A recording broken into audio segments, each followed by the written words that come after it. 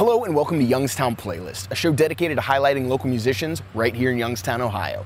Today's performer is a Youngstown native who proves that you can put on a compelling show regardless of how many people are up on stage. Here is Steve Wright.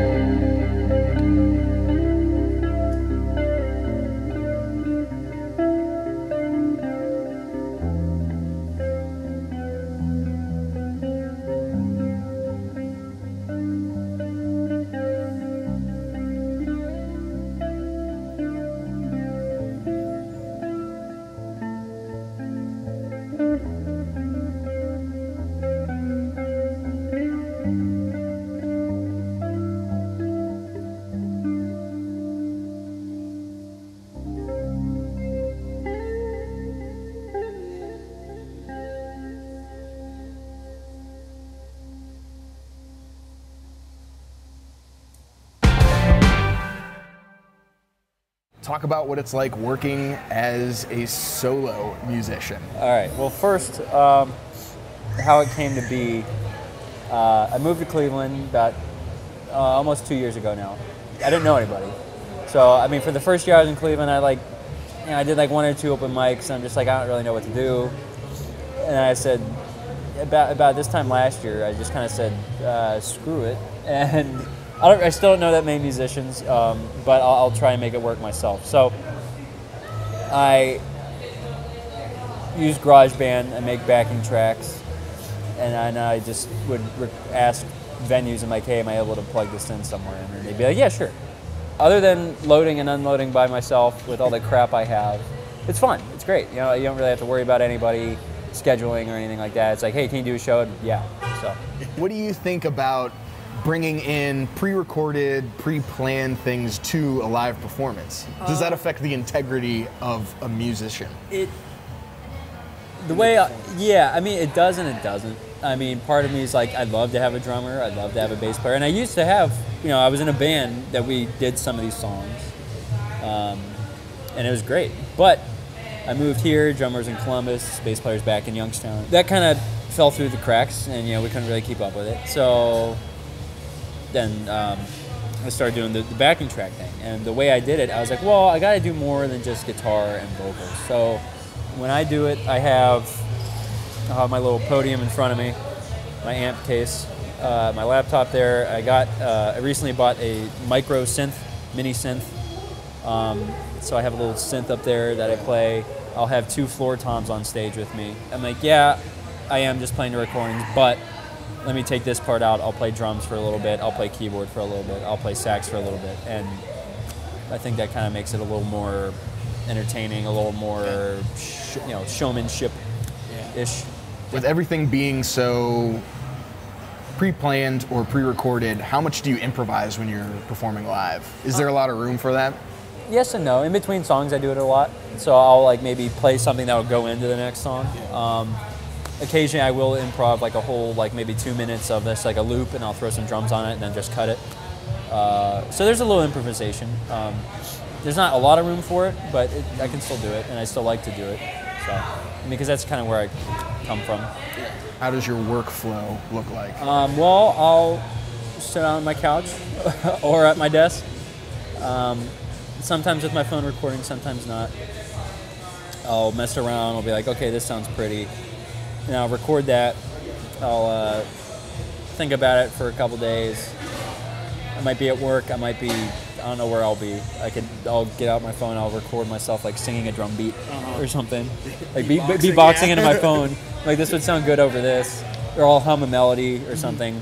And then when I'm ready, I'll start listening through that, and it could be like 10 or 12 files of 10 seconds, 5-second clips. And I'll go through that. I'll be like, this one sounds good, this one doesn't. It's just kind of piece by piece. Lyrics, I don't write that many. I don't have anything special to say. Yeah. That hasn't already been said. So I'm just like, I'll focus on music. I still write lyrics because there's sometimes I'm like, that's a good line. But I only write 1 or 2 lines. I feel like I go out on a high note because that's all I can really write. I can get 1 or 2 lines out sometimes. Yeah. Then it really counts. You're like, if you break out the microphone, you actually start singing. Then it's like, oh, he barely ever says anything. Like, what does his voice sound like? I've actually gotten that before. People thought I would have a bad voice, but then they're like, oh, you're good. I didn't expect that. I'm like, thank you. That's our show. I want to thank Steve Wright for talking to us and playing for us. I want to thank everybody at Suzie's Dogs and Drafts downtown location, and I want to thank you for watching. If you want to help us continue to support local music and never miss an episode of Youngstown Playlist, be sure to like our Facebook page and subscribe to our YouTube channel. See you next time. One of my favorite posts that I saw of yours was when you broke out the one-man band with the kick and this, like the old-fashioned like street performer. How did you come across it, one, and have you perfected it yet? I'll answer 2 first. No. I still haven't played out with it. That would be a showstopper right there. Yeah. I forget how I found it. I think I just was like one-man band kind of thing. Because I know people that do busking up in Cleveland, and I always see them. I'm like, I'd like to do that, but I don't want to just do guitar. So I'm always trying to think outside the box of what other people don't have or what they don't think about. And that's such an easy, fun thing to think about. Yeah. I've had that thing for almost a year. And it's like every time I bust it out, I'm just like, God, this is gonna take a long time. And it's like, well, I gotta get going. So it's like, take it with you. You're like, oh, I'm on a run, and then you're just making music as you're running to where you need to go.